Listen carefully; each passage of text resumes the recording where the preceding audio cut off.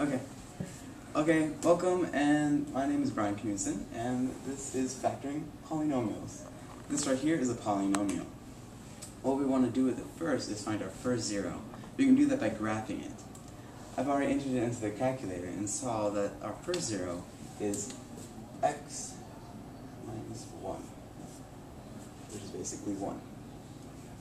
Now, what we do next is use our synthetic division. We put our 1 right there, and we take our 2, our negative 1, our 2, and our negative 3. What we're going to do next is bring the 2 down, multiply it by 1, add negative 1, multiply it by 1, add 2, and because of this, will equal 0. If you're correct and you have a 0, you should always have a remainder of 0.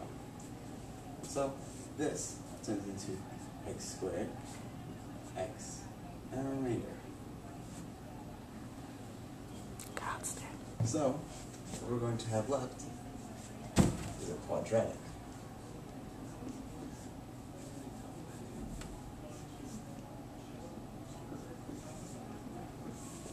That's going to be our quadratic. What we're going to do next is actually use the quadratic formula.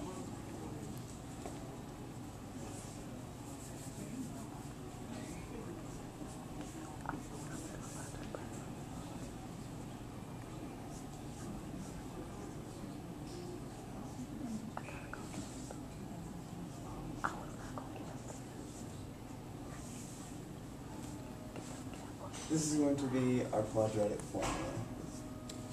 Once we plug it all in. What we're going to do next is try to solve this bit. Once we have that bit, the rest is pretty easy from there. That's going to equal negative 23.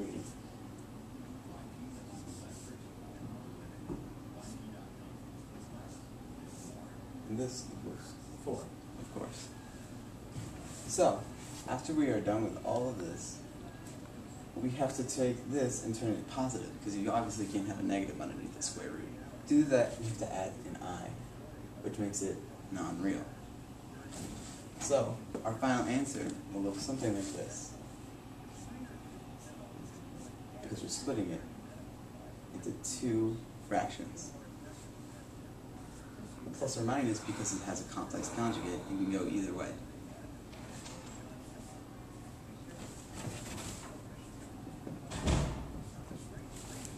Normally, if you can reduce it, you can. You should. But we can't divide 23 by 4 at all. So we're going to leave it like this.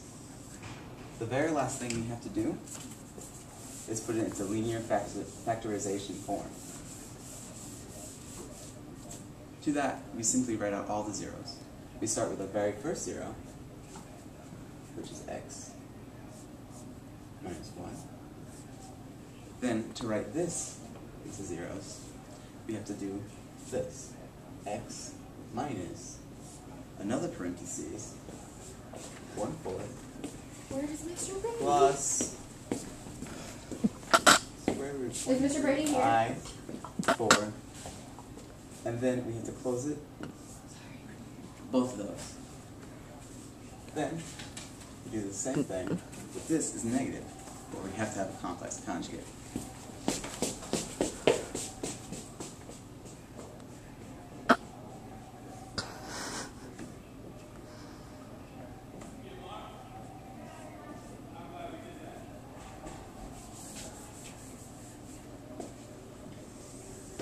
This is going to be our final answer for factoring a polynomial.